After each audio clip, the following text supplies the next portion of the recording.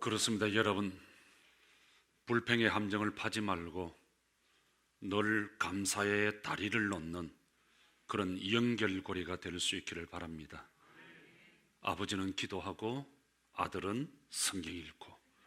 근데 앞에 앉아야 되는데 어디가 도망가 버렸어요. 참 보기 좋습니다. 어릴 때 저희 어머니가 가을은 금방 간다고, 그래서 게으른 놈은 가을 단풍 구경도 못 해보고 죽는다고 그런 말씀을 하셨어요. 여러분, 가을 단풍이 지금 한창입니다. 그래서 아직 산에 못 가신 분들을 위해서 제가 단풍톤의 옷을 입고 여러분들에게 단풍 분위기가 좀 나도록 여러분 앞에 섰습니다. 여러분, 우리는 지금 감사의 달 11월을 시작하면서 5가지 접속사를 가지고 매일 감사의 시편을 적어가고 있습니다. 그래서 감사합니다. 두 번째, 그러나 감사합니다. 세 번째는 그럼에도 불구하고 감사합니다. 네 번째는 그리 하실지라도 감사합니다. 다섯 번째는 그리 아니하실지라도 감사합니다. 어제 제 방에서 제가 기도하면서 그래서 그러나 감사합니다 쭉 적고 있는데, 그러면 눈물이 펑펑 나오더라고요. 너무 감사하다. 우리 교회 연결고리 가족들이 너무 감사하고, 저희 가족과 자녀들이, 그리고 아시는 분들이 너무 하나하나 감사한 거예요. 여러분, 내 삶을 이끄는 원동력이 있다면 뭘까요? 내 삶을 이끄는 원동력. 물론 우리는 고민할 필요도 없이 돈이라고 말할 거예요. 그건 당연한 조건이고요. 돈보다 더 중요한 것이 있습니다. 우리가 깨달지 못하고 있을 뿐이지. 여러분, 나를 움직이는 힘, 내 인생을 결정지어 주는 것이 뭘까요? 그것은 바로 감사라고 하는 거예요. 여러분, 감사가 없는 삶을 한번 생각해 보셨나요? 내 삶에 감사가 없다, 우리 가정에 감사가 없다, 그 가정이 어떻게 되겠어요? 우리 교회에 감사가 없다, 내 삶의 현장에 감사가 없다고 한다면 삶이 얼마나 허전하고 얼마나 삭막할까요? 여러분, 우리가 감사가 없다고 한다면 우리가 맛있는 밥과 고기를 배 터지도록 먹는다 할지라도 영원히 채워지지 아니하는 그 배고픔, 그 목마름. 사람들은 육체가 정신을 이긴다고 말하지만 제가 경험해 보니까요, 육체는 정신의 지배를 받는 존재, 그 이상도 그 이하도 아니라고 하는 거예요. 여러분, 감사는 고통을 이기는 힘이 있습니다. 감사하면요, 아무리 힘들고 어려워도 이겨낼 수 있는 힘이 있는 거예요. 감사하면 영혼이 얼마나 자연스럽고 자유로운지 몰라요. 또 작은 일에도 쉽게 동요하지 않습니다. 감사가 없으면 그저 이래저리 막 흔들리고요, 그냥 막 삶이 허물어지고요. 감사하면요, 이번 기회 놓쳤으면 또 다른 기회가 있을 거야, 그걸 믿고 마음에 여유가 있어요. 감사함이 없으면 자그마한 일에 그저 실망하고 절망하고 낙심하고 인생을 포기할 때가 많아요. 감사하면 다음의 기회를 또 기다릴 줄 아는 여유가 생겨요. 여러분, 우리가 어떻게 감사할 수 있을까요? 답은 간단해요. 그냥 적으면 됩니다. 적으면 됩니다. 언제 어디서든 감사를 적으면 되는 거예요. 성공한 부자가 되고 싶다면 종이에 적으라는 말이 있어요. 인생에 원하는 것을 무엇이든 종이에 적는 거예요. 감사를 적어보는 거예요. 미국 사람들은 어떤 기념일 때, 생일 기념일 때, 또 혹은 결혼을 한다 그러면 필요한 것을 리스트를 쫙 작성해서 올려놓잖아요. 그럼 사람들이, 친구들이 보고 이거 필요하네, 나는 이거 사주고 싶다, 저거 사주고 싶다. 나중에 보면 필요한 것이 다 채워지는 거예요. 요즘 우리도 한국 젊은 분들요, 결혼이나 어떤 기념일을 보면 내가 갖고 싶은 것 리스트 올려놓잖아요. 그럼 그게 다 채워지는 거예요. 세계적인 방송인이자 억만장자인 오프라 윈프리를 여러분 아실 겁니다. 그분은 이런 이야기 합니다. 수십 년 동안 내가 감사의 일기를 쓰고 있는데, 내가 감사의 일기를 쓰면서부터 내 인생이 완전히 달라졌다, 그렇게 고백을 합니다. 여러분, 우리 매일매일 감사의 시편을 그저 편안한 마음으로 짧고 또 길게 그저 감사의 글을 우리가 써나갈 수 있기를 바랍니다. 여러분, 우리 성경에서, 우리 교회에서 가장 많이 강조되고 있는 것이 있다고 한다면 감사입니다. 감사. 여러분, 만약 이 세상에 감사가 없고 하나님이 없다고 한다면 여러분, 우리 어떻게 될까요? 기쁨이 없겠죠? 어떤 희망도, 내일도 없겠죠? 사랑도, 감동도 없겠죠? 어제 낮에 어떤 결혼식을 제가 갔는데요, 어떤 분을 오랜만에 만났어요. 그분이 저에게 와서 뭐라고 하냐면, 목사님, 제가 한 5, 6개월 동안 완전히 갔다가 왔습니다. 나는 인생에 미래가 있고 희망이 있고 내일이 있는 줄 알았는데, 병원에서 정말 캄캄한 그 터널을 통과하면서 내일이 없는 거구나, 그냥 하루하루 살아가는 거구나, 오늘 주심에 감사해야 되겠구나, 그런 이야기를 하는 거예요. 그래서 맞다고. 여러분, 감사가 없다면 섬김도, 나눔도, 평안도, 인생이 정말 무미건조할 거예요. 항무지 같은 미움과 시기와 다툼이, 싸움이 지옥같이 끔찍한 세상을 살아갈 수 있을 거예요. 몇 년 전에 여러분, 라스베가스에서 일어난 엄청난 사건을 여러분 기억하시나요? 세계 각지에서 수천 명의 사람들이 와서 큰 호텔 그 야외 공연장에 모여서 공연을 보고 있습니다. 한참 공연이 뜨겁게 무르익어 갈 점에 32층 꼭대기에서 자동 소총으로 총을 난사해서 58명이 죽었어요. 그리고 500명이 다치는 끔찍한, 미국 역사상 최고로 끔찍한 총기 사고가 터져서 온 세계가 난리가 났죠. 그런데 여러분, 그 사건을 일으킨 사람은 스티븐 패독이라는 사람인데요, CPA입니다. 공인회계사. 너무 좋은 비즈니스를 갖고 있어요. 집이 얼마나 좋은지, 으리으리한, 그리고 별장이 수십 군데가 있고요, 자동차도 말할 것 없이 수십 대가 있고요, 갱 비행기를 2대나 가지고 있습니다.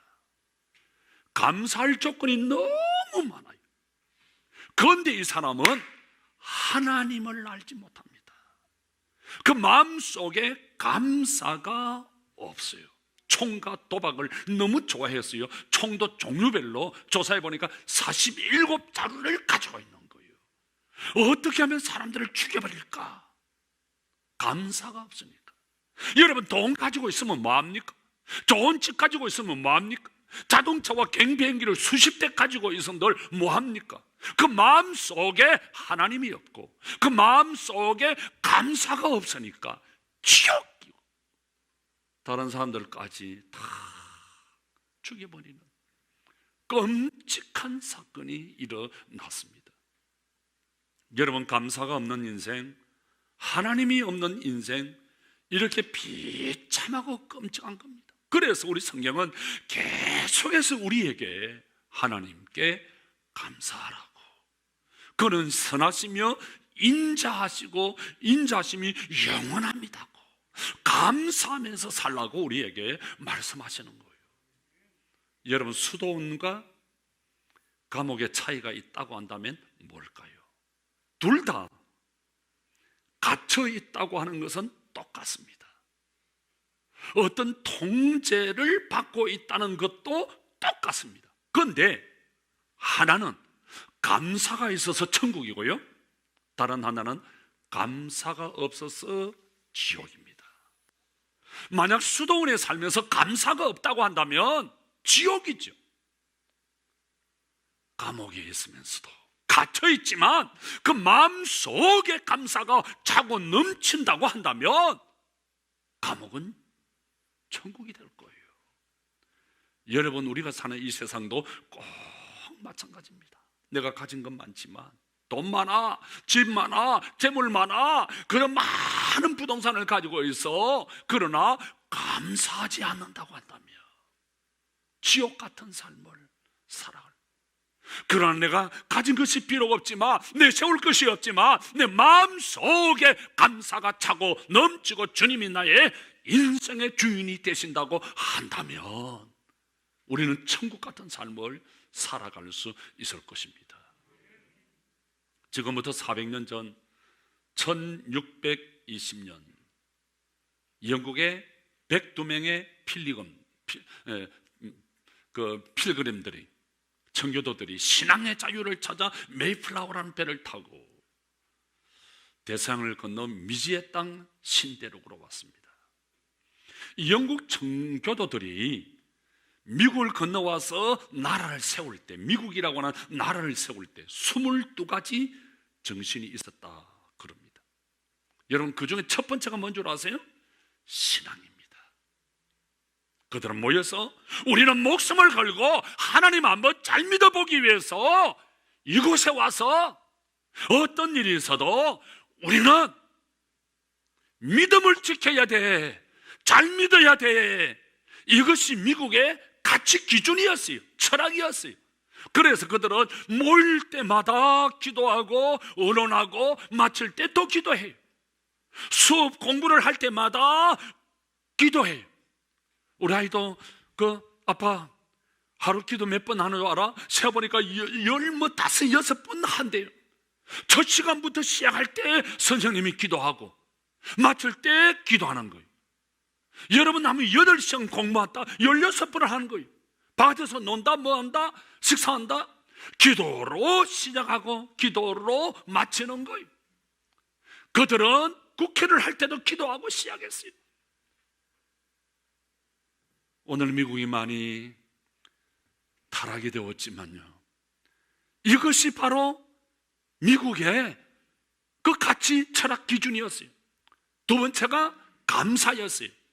그래서 그들은 첫해 맨손으로 항무지를 개간해서 농사를 지었습니다. 그 첫 열매를 하나님께 드리면서 눈물을 팡팡 쏟으면서 하나님 아버지 감사합니다, 하나님 아버지 감사합니다. 여러분, 그 신앙과 이 감사가 그들의 그 기본이었어요. 정신이었어요. 저는 오래전에 안식년을 시애틀에서 보내면서 약 40일 동안 아내와 함께 미 동서남북 대륙 횡단 꼭지점을 찍는 이 서쪽 시애틀에서 저 동쪽 뉴욕 끝, 거기서 저 아래 플로리다 끝까지, 키웨스트까지 또다시 올라와서 쫙 해서 그 캘리포니아 샌디에고 끝까지, 그래서 동서남북 끝을 도는 40일간의 대륙 횡단을 했습니다. 지금 생각해도 참 꿈같은, 지금 겁이 나서 할 수가 없어요. 내비게이션에 있는 것도 아니고 지도 한 장 달랑 들고 선을 그어서 그냥 한 번도 가보지 않은 미지의 그 세계를 찾아가는 거예요. 울기도 많이 했고요, 많은 것도 생각했고요, 꿈도 꾸기도 하고요. 무엇보다 저는 미국이 잘 사는 이유가 있을 것이다.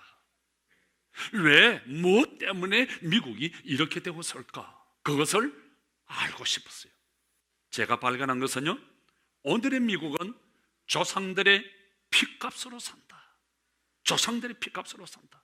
바로 이거예요. 이 땅을 처음 개척한 청교도들의 그 신앙, 정신 때문에 오늘 미국은 살아가고 있다. 여러분, 청교도의 신앙이 뭘까요? 두 가지예요. 첫째는 개척정신, 개척신앙이에요. 두 번째는 감사신앙이에요. 오늘 미국의 모든 가치와 철학은 이 두 가지에서 나와요.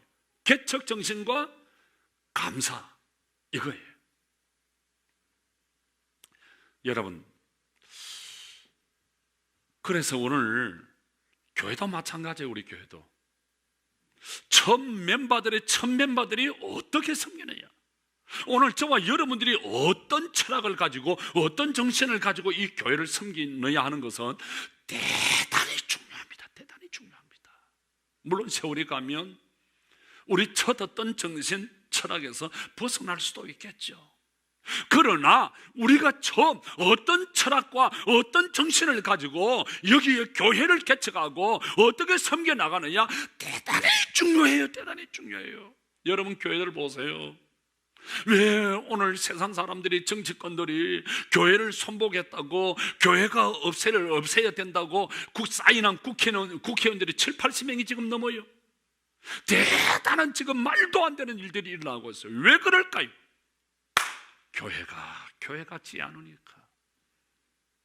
나는 이것이 우리의 책임이라고 생각해요. 정말 하나님께서 여기에 우리를 부르셨다, 여기에 우리가 하나님의 교회를 섬겨나가면서 어떤 철학을 가지고 어떤 정신을 가지고 어떤 자세를 가지고 살아갈 것인가. 여러분, 세상 사람들이 교회를 생각하면 어떻게 생각합니까?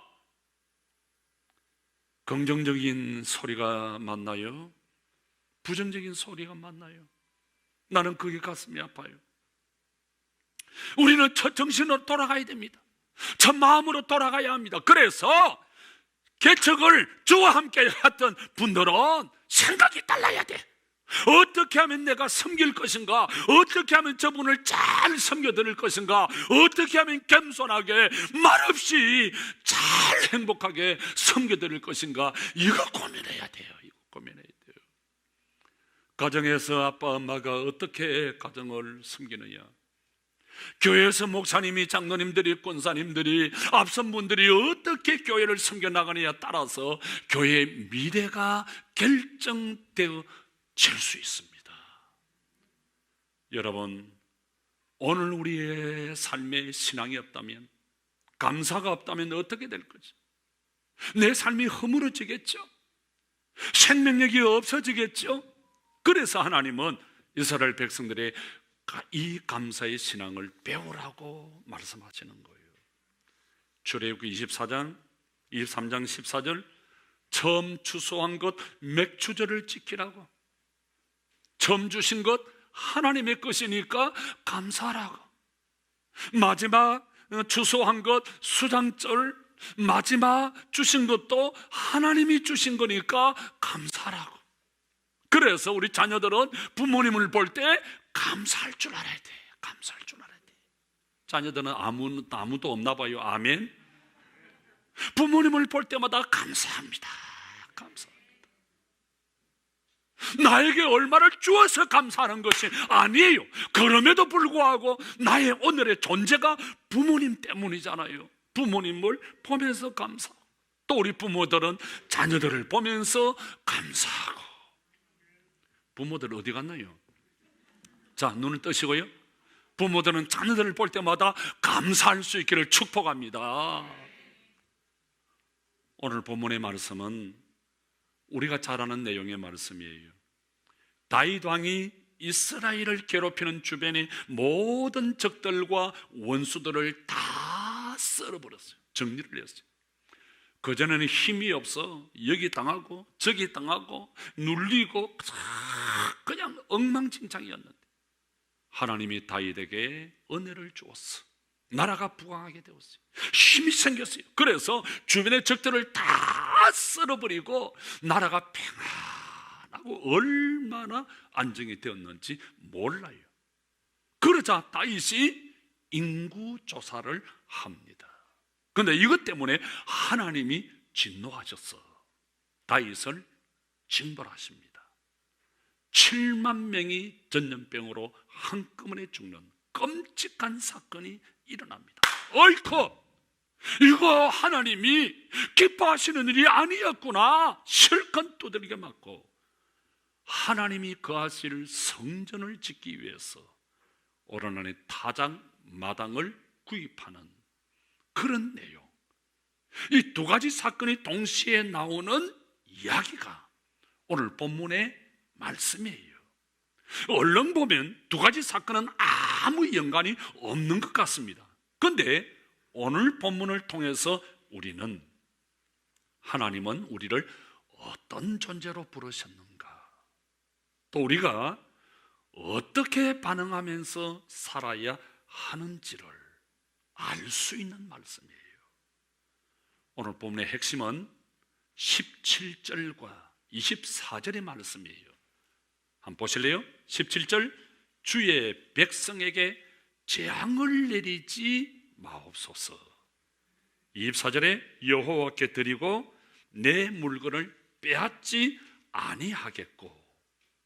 왜 제가 이 두 구절을 핵심 구절이라고 뽑았을까요? 한번 볼까요? 여러분, 우리가 신명기 8장을 보면 하나님께서 계속해서 우리에게 강조하시는 단어 하나가 있습니다. 2절에도 나오고요, 11절에도 나오고요, 14절에도 계속해서 나오는 단어 하나, 그거는 여호와를 기억하라, 여호와를 잊어버리지 말라. 자, 여러분, 왜 하나님이 자기 백성 이스라엘에게 나를 잊어버리지 마, 나를 기억해, 왜 그렇게 하셨을까요? 하나님이 혼자 계시기 무서우니까? 심심하니까?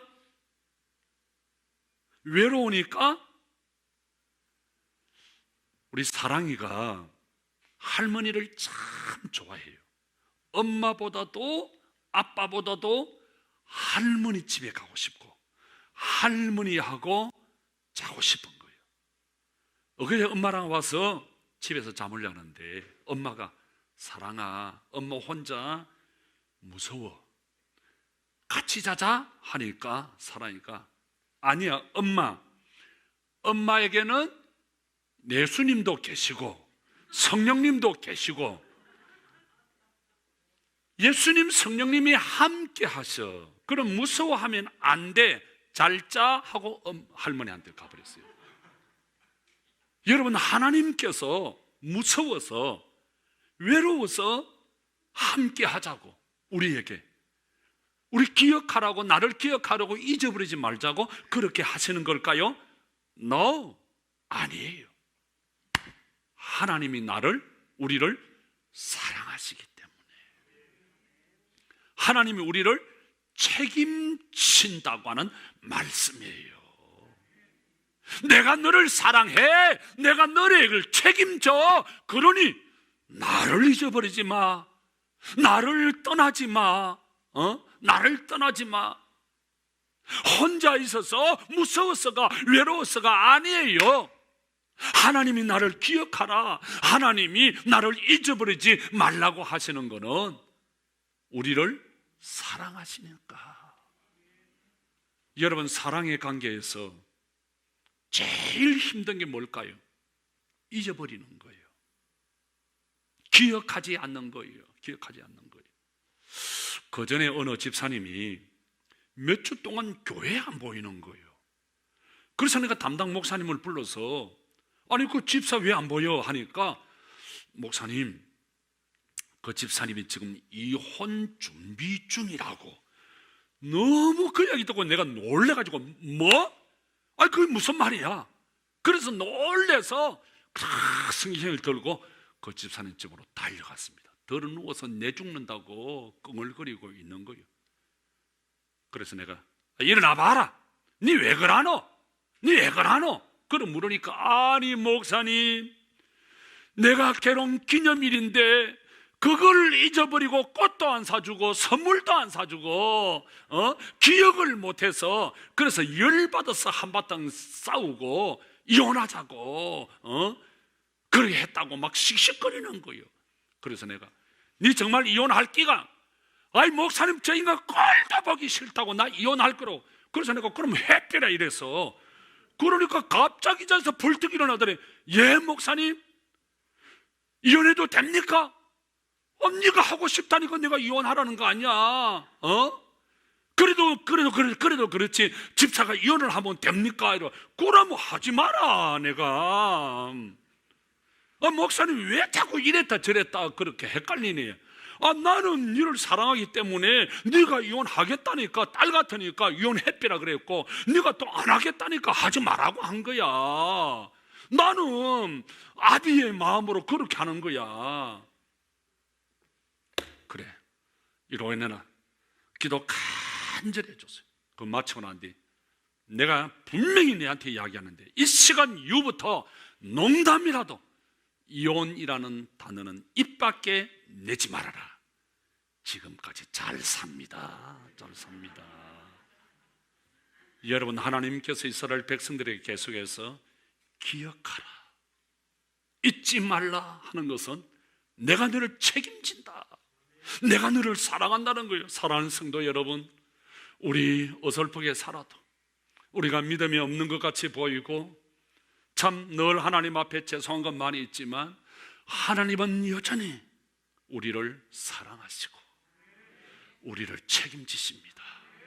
여러분 우리 자녀들이 완벽해서 엄마 눈에 100% 들어서 엄마가 아빠가 이 아이에게 모든 것을 주고 이 아이를 계속해서 돕나요?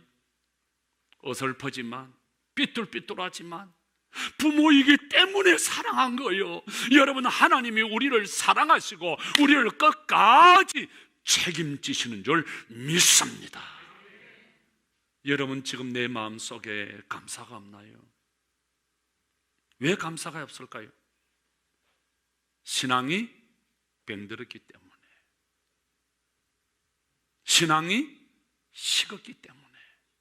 내가 처음 주님을 만날 때는 하나님이 전부였어요. 하나님 너무 감사했어요. 언제나 서나 감사하고요. 늘 하나님께 물어보고 하나님 감사합니다. 어떤 자그마한 문제가 있으면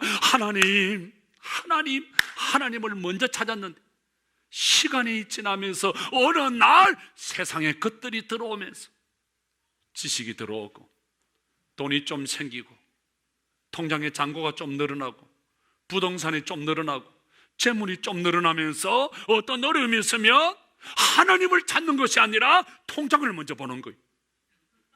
내가 하나님 없이도 살아갈 수 있어. 내 재물을 먼저 보는 거예요. 어떤 어려움이 있으면 하나님을 먼저 찾고 하나님을 먼저 바라보고 의지했는데 어느 날 어떤 어려움이 있으면 이 돈 가지고 내가 살아갈 수 있겠지, 이거 가지고 살아갈 수 있겠지, 이거 먼저 생각하는 거예요. 여러분 어때요? 나는 내 자신이 그렇게 보였어요. 예전에는 어떤 일이 있어도 하나님 먼저 찾고 하나님께 늘 감사하며 하나님이 우선이었는데 어느 날 보니까 어떤 문제가 있으면 교회를 개척할 때도 교회를 건축할 때도 돈이 얼마나 있나 돈 걱정을 먼저 하는 거예요. 내가 병들었구나, 내가 변질되었구나, 내 믿음이 식었구나.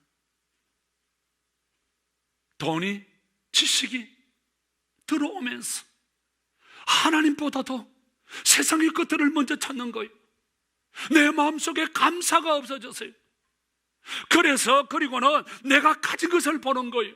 내 통장을 보는 거예요. 내 재산이 얼마나 되는가를 보는 거예요. 하나님 없이도 살 수 있다고 생각하는 거예요. 여러분, 이것이 바로 다윗이 인구조사를 한 이유 중 하나였어요. 다윗이 인구조사를 통해 내가 얼마나 큰 힘을 가지고 있는지 확인하고 싶었습니다. 그러나 다윗은 하나님께 얻어맞습니다. 그리고는 정신을 부떡 차리고 17절에 하나님께 이스라엘이 내 소유가 아니라 하나님의 소유였습니다. 여러분, 이런 겁니다. 하나님이 이 돈이 내 돈인 줄 알았는데 내 돈이 아니라 하나님의 것이네요. 이 재물이 하나님의 것이네요. 내 것이 아니라 나는 내 것인 줄 알고 내가 이 재물을 믿고 이 돈을 믿고 이 부동산을 믿고 이 지식을 믿었는데, 하나님, 이 지식이, 이 물질이, 이 돈이, 이 재물이 내 것이 아니라 하나님의 것이네요. 하나님의 것이네요. 다윗은 모든 것이 하나님으로부터 온다. 그러면서 내가 어떤 존재인가를, 하나님을 의지하면서 살아야 된다는 것을 발견합니다. 그러면서 다윗은 하나님의 성전을 구입하는 터를 준비합니다.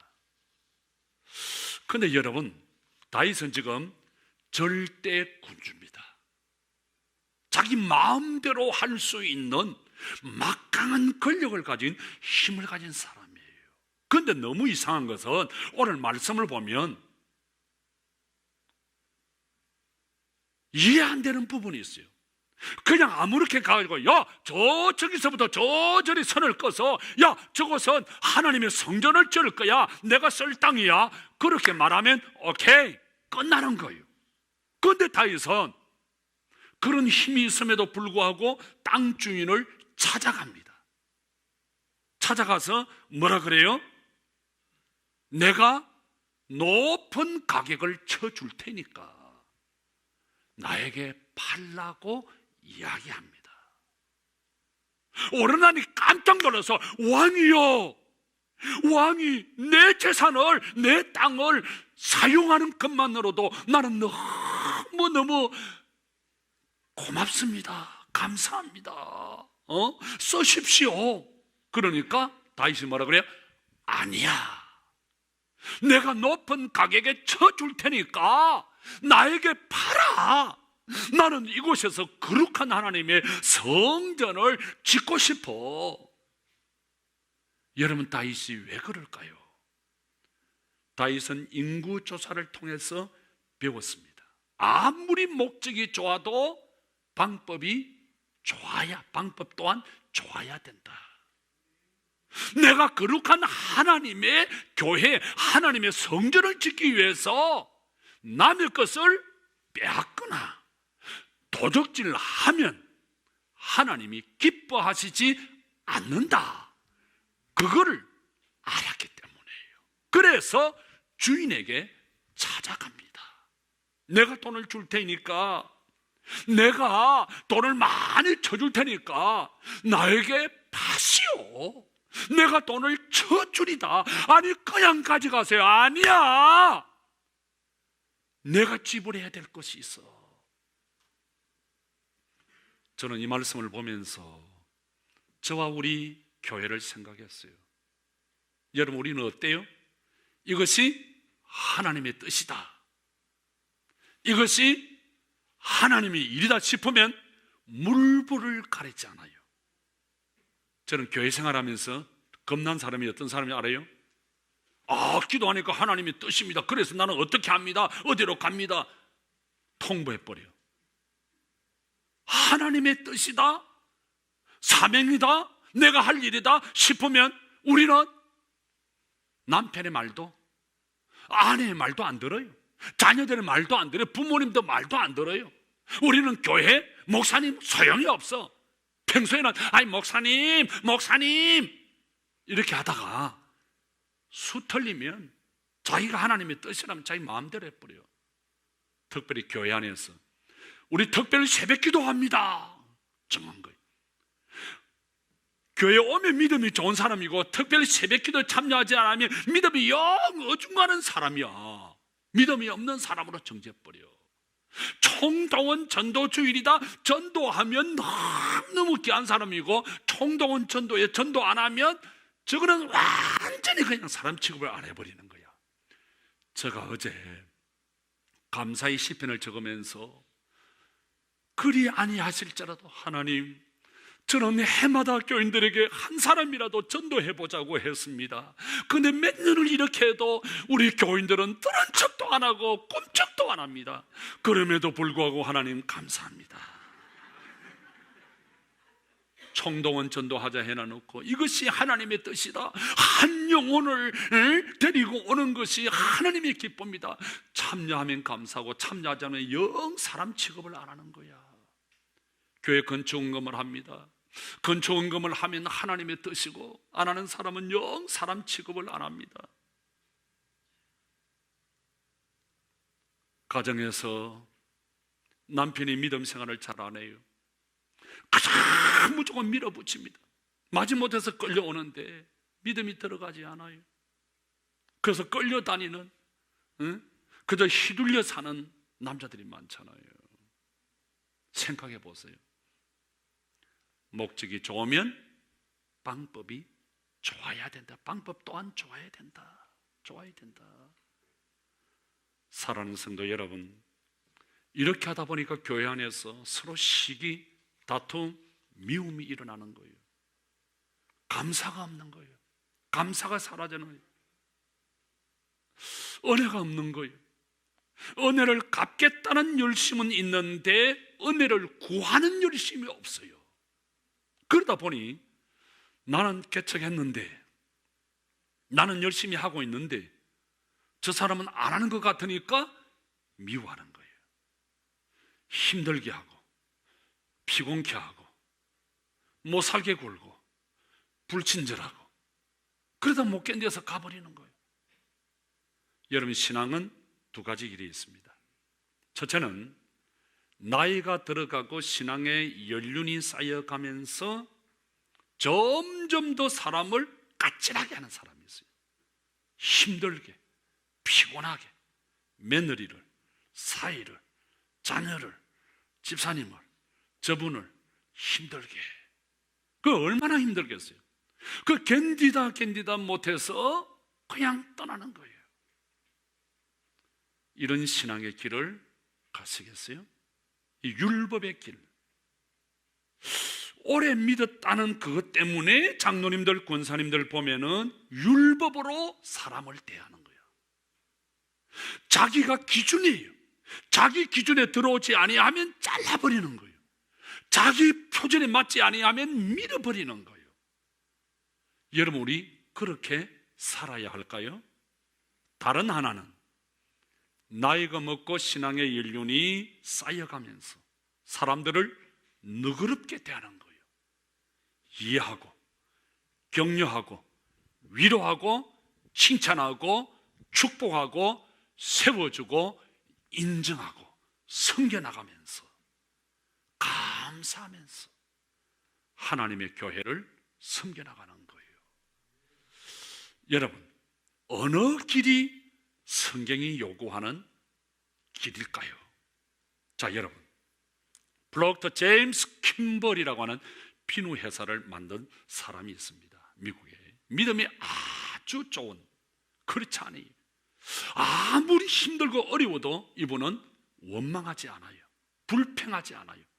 그리고 늘 감사가 입에서 떠나지 않아요. 어떤 일을 만나도 감사합니다. 감사합니다.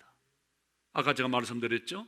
어려운 일을 만나도 또 좋은 기회가 있을 줄 믿고 감사합니다. 또 하나님이 축복해 주실 줄 믿고 감사합니다. 늘 감사하는 그런데 한 번은 직원의 실수로 엄청난 회사의 손실이, 큰 회사가 박살이 나는 일들이 일어났어요. 그 부사장은 책임을 지고 사표를 씁니다. 담당자도 물론 사표를 냅니다. 그러나 사장은 흥분하지 않고 책하지 않고 기도하면서 하나님 감사합니다. 그리고는 그 직원을 불러서 위로하고 하나님의 뜻이 있을 거야, 더 좋은 기회가 있을 거야, 우리가 조금만 더 기다려보자, 사표 내는 것이 중요한 것이 아니야, 조금 더 기다려보자. 그러면서 이분이 하나하나 점검에 들어갑니다. 그런데 그 불량품 비누가 물에 떠는 거예요. 그걸 보는 순간 아하, 샤워하고 모욕하다가 비누가 가라앉으면 찾기 힘들겠네. 뜨면 얼마나 좋을까? 그걸 착안한 거예요. 그래서 걸치 비누가 물에 떨리면 좋아. 물에 떠는 비누를 개발해서 신상품을 내놓았어요. 대박을 쳐서요, 여기저기서 난리가 일어났어요. 거부가 되었어요. 그 비누가 바로 아이보리 비누예요. 뭐 이야기 다시 할게요. 그 비누가 바로 아이보리 비누예요. 여러분, 만약에 직원이 실수했어요. 불러가지고 눈은 마다 쳐박고 댕기느냐고, 눈깔이 썩었느냐고 막 야단을 치면서 직원을 잘라버렸다 합시다. 어떻게 되겠어요?